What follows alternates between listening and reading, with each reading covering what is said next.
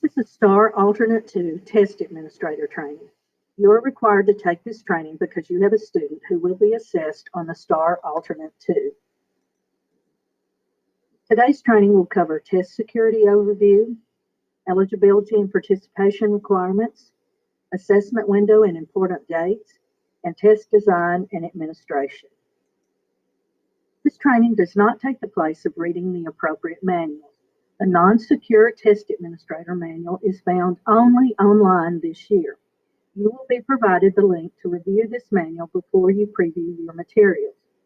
You have previously completed the test security and confidentiality training and signed your oath. You will not need to complete another security training or sign another oath. However, you do need to review the test security and confidentiality portion in the manual. You will receive the secure portion of the Test Administrator Manual during your preview. The STAAR Alternate 2 is an assessment based on alternate academic standards for all subjects and grades that take STAAR. It is for all students with significant cognitive disabilities receiving special education services. It is a standardized paper test administered in a one-to-one setting. The STAAR Alternate 2 is administered individually to students whose ARD committee has determined eligibility. The timeline of activities for the STAAR Alternate 2 is as follows. February through March, test security training and specific training for STAAR Alternate 2. March 15th through the 26th, the preview window. March 29th through April 26th, the assessment window. April 27th through April 30th, verification window and data entry. In May, return materials whenever you have completed all assessments. The test administrator must have a high familiarity with the students, is the student's teacher for the subject, recognizes the student's response mode, will prepare all of the accommodations, and must have attended all required trainings, read the manual, and signed the security oath. There are two types of assistants.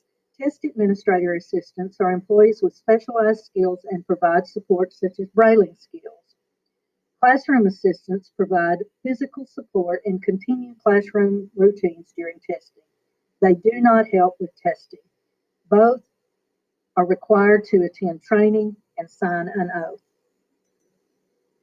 Test administrator responsibilities include maintaining test security and reporting suspected violations of test security, understand and prepare accommodations during the preview window, understand question presentation with or without accommodation and instructions prior to test day, understand scoring instructions, administer and score each question as directed, and finally, transcribe or help transcribe student answers.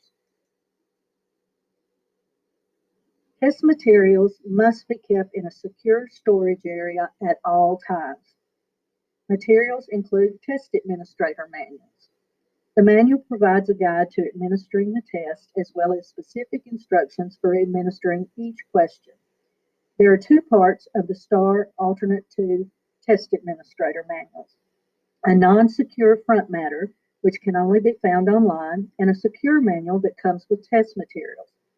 Materials also include student test booklet and image cards. They contain the images for question and answer choices to the students and are secure materials.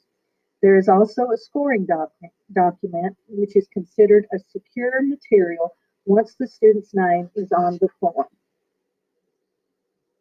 The campus testing coordinator will use the materials control form to check out materials during both the preview and the assessment window. The link to this form is found in the Test Administrator Manual. Materials review window, which is March 15th through the 26th. During the preview window, the test administrator should do the following: review presentation instructions and scoring, practice reading the script, practice presentation instructions, plan teacher assistance from items 2 and 3 in each cluster, prepare accommodations, The test materials must be checked in and out each day by the CTC. Only check out materials for students they are actively preparing accommodations for. Only check them out when needed. They should never be left on a desk or table. If you have to leave the room, either return them to the CTC or lock them in a cabinet. Keep manipulatives, photocopies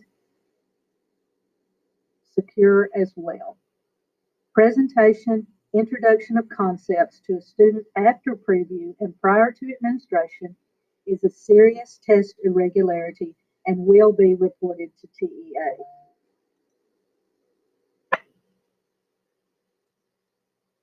Allowable accommodations, which should be documented in a student's IEP. Please take a moment to review the allowable accommodations. You will need to plan and prepare the accommodations during the preview window.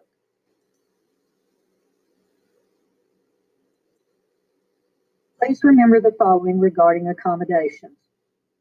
They must maintain the integrity of the assessment, avoid leading to or providing a direct answer, must be routinely used in instruction, must reflect the student's learning styles, allow the student to respond in a mode that is appropriate for the student, must present uniformly, may not emphasize the answer, must be determined and prepared prior to the administration.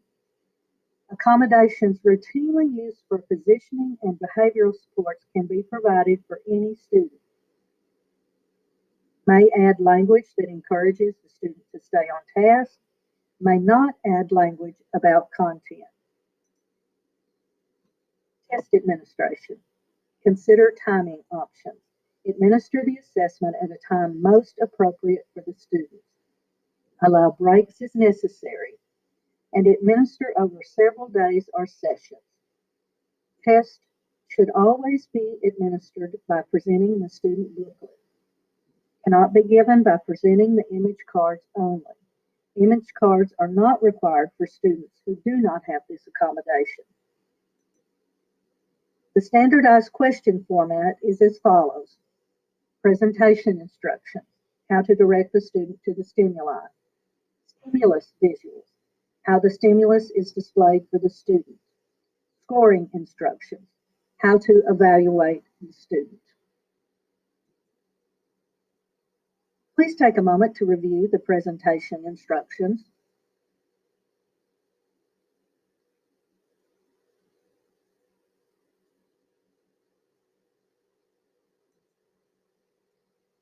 Please take a moment to review the stimulus visuals.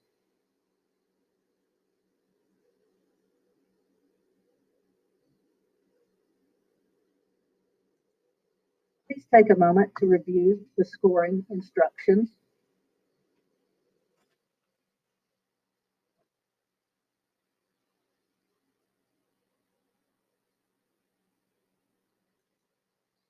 Student responses. A student may respond using his or her primary mode of communication or any other mode appropriate at the time of the administration. The critical issue is not how the student responds, but that the student clearly communicates the preferred answer choice to the administrator. Please take a moment to review the verbal, physical, and visual types of responses.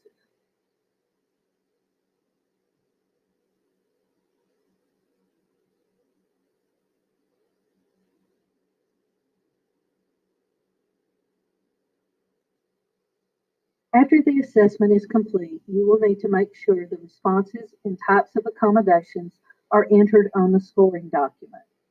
Once you have completed all parts of the STAAR Alternate 2, you will need to let the CTC know, and a time will be scheduled for you to enter this information in the Pearson system. Once you have completed this training, you may get with your CTC and schedule a time for your preview and assessments. The CTC will need to let the DTC know the dates of both the preview and the actual assessments. Thank you for participating in this training.